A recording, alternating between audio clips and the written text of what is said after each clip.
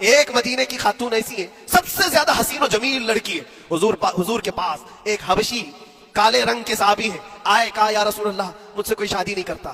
حضور نے فرمایا کہ جا میں تیری شادی کے لیے ایک جگہ پر پیغام بھیجتا ہوں. اور بھیجا اس لڑکی کے گھر. انصاری صحابی کی ایک لڑکی اتنی خوبصورت ہے مدینے میں, ان کے گھر بھیجا. یہ تو حبشی قسم کے تھے. یہ ایک پیغام لے کر کے جب آئے, ماں باپ باہر بیٹھے ہوئے, لڑکی اندر ہے. ماں باپ نے دیکھا کیوں آئے ہو؟ کہا میں پیغام لے کر آیا. کس چیز کا؟ آپ کی بیٹی سے نکاح کا. کس نے بھیجا؟ کہا اللہ کے رسول نے. ماں اور باپ ہے, شکل و صورت دیکھی اور ان کی حسینہ بیٹی. کہا ٹھیک ہے تم جاؤ واپس, ہم حضور سے بات کر لیں گے. اتنا ہی کہا, ٹال دیا ہوگا. وہ صحابی جو آئے تھے کالے رنگ کے, انہوں نے کہا یہ تو روز کی بات تھی, ہر جگہ ریجیکٹ ہوتا ہی تھا, میرے لیے تعجب کی بات نہیں تھی, میں تو واپس آیا حضور کے پاس. ہوا گھر میں کیا, اندر جوان لڑکی جو گھر میں موجود تھی بھر آئی. کہا ماں باپ سے پوچھتی ہے کہ ماں کون آیا تھا؟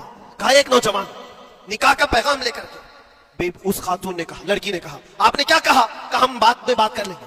کہا آپ کو اندازہ نہیں آپ نے کتنی بڑی خطا کی ہے. اللہ کے نبی کا فرمان آیا تھا اور آپ نے ٹال دیا. میں تیار ہوں اس کے ساتھ نکاح کرنے کے لیے, نبی پاک کا حکم ہے. ماں باپ نے کہا بیٹا تو نے دیکھا ہے, بیٹا تو نے دیکھا جو پیغام لے کر کے آیا تھا وہ تیری میچنگ کا ہے یا نہیں؟ تو نے دیکھا؟ اس نوجوان نے کہا, اس لڑکی نے کہا میں نے پیغام لے کر آنے والے کو تو نہیں دیکھا, آمینہ کے لال کو تو دیکھا ہے.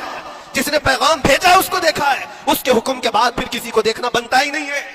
وہ دونوں ماں باپ دوڑتے ہوئے حضور کے پاس آئے, اور وہ صحابی ابھی بتا ہی رہے تھے کہ میں ریجیکٹ ہو کر کے آیا ہوں, تبھی ماں باپ بھی دوڑ کر کے آئے. کہا یا رسول اللہ خطا ہو گئی, ہم نے تاخیر کی آپ کے حکم میں. اے اللہ کے نبی ہم راضی ہیں, اپنی بیٹی کا نکاح انہی کے ساتھ کریں گے جن کا پیغام آپ نے بھیجا ہے.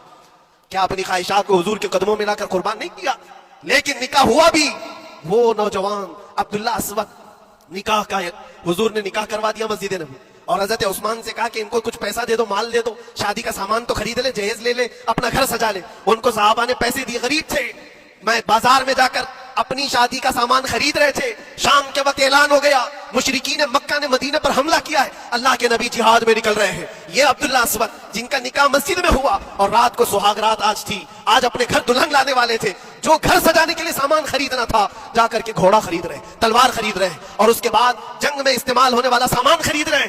سب پیسے خرچہ کر دیے جنگ کے استعمال کے. زیرہ خرید لی, وہ ٹوپی خرید لی لوہے کی, سب خرید کر کے سیدھے میدان جنگ میں آ گئے. صحابہ بھی پہچان نہیں رہے تھے, صحابہ بھی نہیں پہچان رہے تھے. وہ غریب صحابی کبھی گھوڑے پر نہیں بیٹھے, لیکن شادی کا پورا پیسہ یہ جنگ کے سامان میں لگا دیا. اور جب جنگ شروع ہوئی احد کی, میدان جنگ میں جب صحابہ لڑ رہے تھے, حضور پاک پوچھتے اپنے صحابہ سے یہ ایک جوان ہے جو پورا چہرہ ڈھکا ہوا ہے, گھوڑے پر بیٹھا ہے, جوان مردی کے ساتھ